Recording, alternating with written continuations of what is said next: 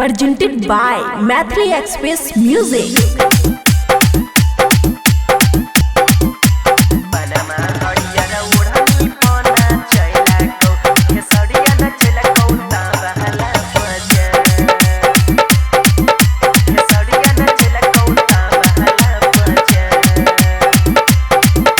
खुशी recording studio Baluaha.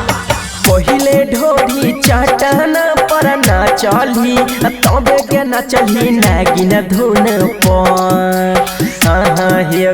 पहिले ढोरी चाटना पर ना चली तबे के ना चली नागिन धुन पर। पहबनमा हरियर ओढ़नी पना चला कौ खेसरिया न चला कौ बहला पहचान। पहबनमा हरियर ओढ़नी पना चला कौ खेसरिया न चला कौ बहला पहचान। DJ good Madhubani, DJ good Madhubani. हरियर ओढ़नी पना चला कौ खेसरिया न चला कौ बहला पहचान।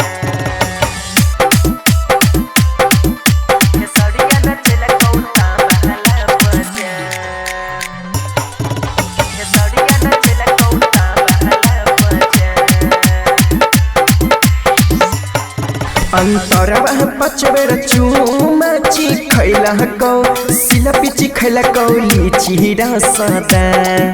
अंतरवा पचबेर चुमाची खैला कौ सिलपिची खैला कौ लीची रसदार। पर मोधवा ढोरी में पानी आरैला कौ रिपलिया देला कौ लहंगा में माची सवार।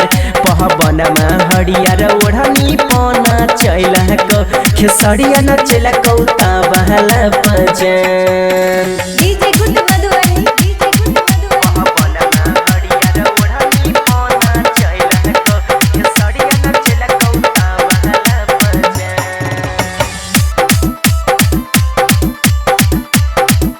खेसरिया न चला कौ बहला पहचान। खेसरिया न चला कौ बहला पहचान। घर बेंदारा छोड़ी डीजे पना चला कौ अनिलावा खोलेला कौ चुमा के दुकान।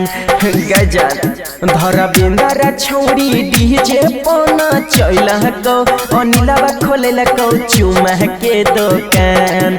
अमन अक्की किसन साचो में छौड़ी दिल कौ बतिया साच में दरसार। पहबनमा हरियर ओढ़नी पना चला कौ खेसरिया न चला कौ बहला पहचान।